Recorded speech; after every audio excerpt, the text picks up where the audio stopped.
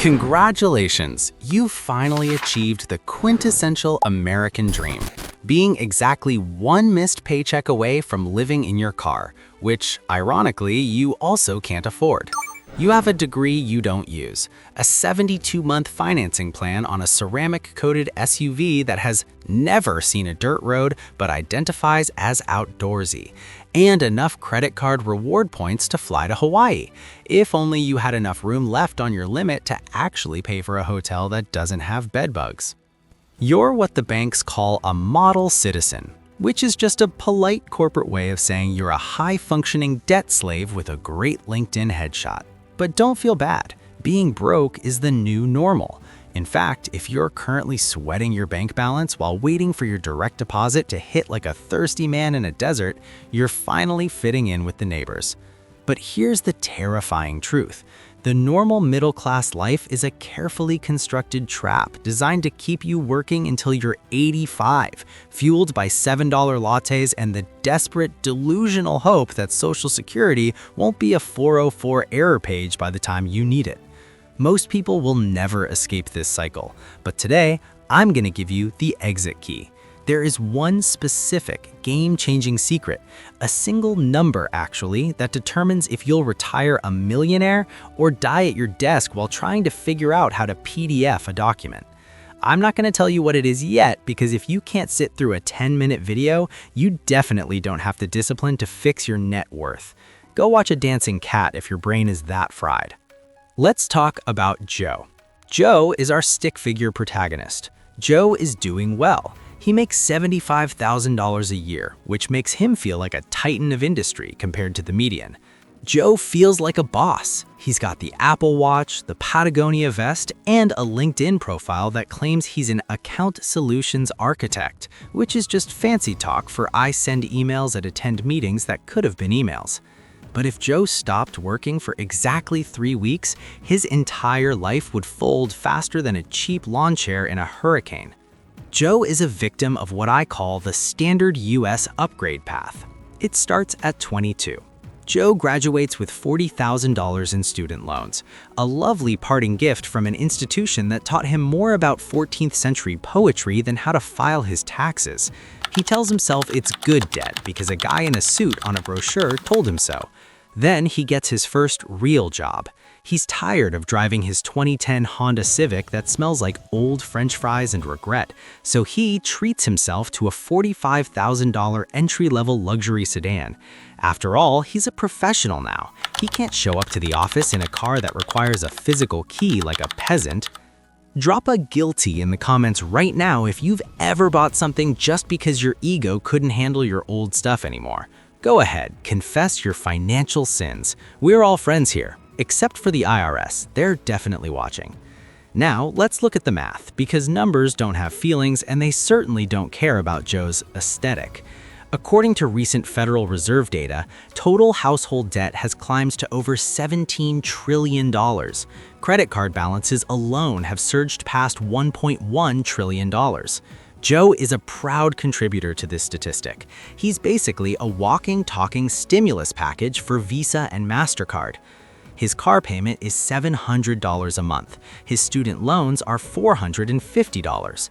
His modest apartment in a zip code he can't afford eats up 40% of his take-home pay. By the time Joe pays Uncle Sam, his landlord, and the bank for his status symbol on wheels, he has about $300 left for living. But Joe wants to live, so he puts the organic sushi, the $120 gym membership he uses once a month, and those $15 craft cocktails on his Chase Sapphire card because, hey, I'm earning points, Graham. I'm basically getting this for free. No, Joe, you're paying 24% interest for the privilege of eating raw fish in a dimly lit room. Joe is committing financial suicide by 1,000 cuts. He's stuck in the lifestyle inflation loop. Every time Joe gets a 3% raise, he finds a 5% more expensive hobby. He's a hamster on a gold-plated wheel, sprinting towards a finish line that keeps moving backwards. He thinks he's moving forward, but he's just making the wheel spin faster for the executives at Goldman Sachs. The middle-class trap is insidious because it's comfortable. It's not sleeping under a bridge broke, it's I have an iPhone 15 Pro Max but a net worth of negative $20,000 broke. It's what Charlie Munger meant when he said, "The world is not driven by greed, it's driven by envy." Joe doesn't actually want to be rich. He just wants to look richer than his brother-in-law, Dave. And Dave is also broke. But Dave just financed a jet ski for 180 months, so now Joe feels like a loser. But wait, it gets dumber. Joe hears about the 401k and Roth IRA from a video like this. He decides to invest $100 a month. He thinks he's the next Warren Buffett. Meanwhile, he's carrying a $10,000 balance on a credit card with an APR higher than his IQ. Joe is trying to fill a bucket with a massive, gaping hole in the bottom. He's celebrating an 8% gain in the stock market while paying 27% to a bank in South Dakota. The math is mathing in the wrong direction, Joe. You're literally burning money to keep yourself warm while the bank builds a new skyscraper with your interest payments.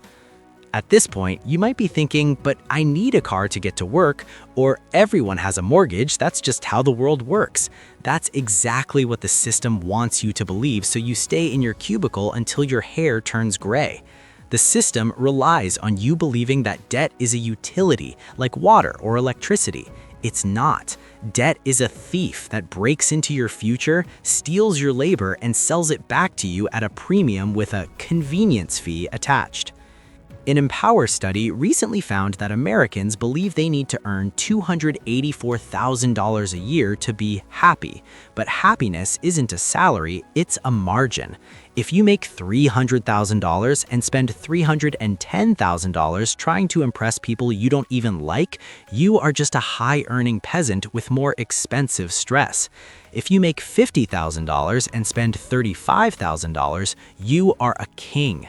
The trap is that normal people focus on the gross income, while the wealthy focus on the investment rate. Let's look at Joe's aha moment. It usually happens around age 45 during a midlife crisis involving a hair transplant or a very expensive divorce. Joe looks at his 401k balance and realizes he can't afford to retire until he's 104. He realizes he spent 20 years paying interest on things that are now sitting in a landfill. The SUV is gone. The clothes are out of style. The sushi is, well, definitely gone. All that remains is the debt and a deep sense of existential dread. So how do you avoid being Joe? How do you break the normal cycle? It starts by embracing the weird. If you want what normal people don't have, you have to do what normal people are too embarrassed to do. Normal people buy new cars. You buy a 5-year-old Toyota that looks like a toaster and drive it until the wheels literally fall out in the Costco parking lot. Normal people think a house is an investment, even if it drains their bank account for repairs every month. You see your home as a liability that needs to be managed, not a piggy bank. Normal people see a credit card limit as spending power. You see it as a high-voltage electric fence you shouldn't touch unless you want your financial future to smell like burnt toast. The secret to escaping the middle-class trap isn't a crypto moonshot or a get-rich-quick scheme involving AI-generated feet pics, it's the gap. The gap is the space between your ego and your income. The wider that gap, the faster you build wealth. The smaller the gap, the more you have to pretend to enjoy your job. I promised you a game-changing secret at the beginning. Most people think the most important number in finance is their salary. It's not. It's not even your net worth. The most important number is your days to survival. If you stopped working today, right this second, how many days could you maintain your current lifestyle before you're eating cold beans out of a can? For the average American, that number is less than 30. That's not a life, that's a hostage situation. For the truly wealthy, that number is infinity. Your goal isn't to be rich so you can buy a gold toilet. Your goal is to be indifferent. Indifferent to layoffs, indifferent to the economy, and completely indifferent to what Dave thinks of your 2016 Camry. When you have 2 years of expenses and high-yield savings and a portfolio of low-cost index funds compounding while you sleep, you aren't just normal anymore. You're a statistical anomaly. You're a glitch in the matrix. If you're still watching this, you're already ahead of the 90% of people who clicked off to watch a haul video of things they can't afford. You have the attention span required to actually build a Roth IRA, but knowledge without action is just entertainment. If you don't change your normal habits, you're just a very well-informed broke person. If you're not subscribed to this channel, you're basically opting in to stay trapped in the middle-class cycle while everyone else learns how to manipulate the system to their advantage. You're choosing to stay in the financial dark ages because you're afraid of a little math. The choice is yours. You can keep keeping up with the Joneses, or you can eventually buy the Joneses' house at a foreclosure auction. Personally, I like the second option better.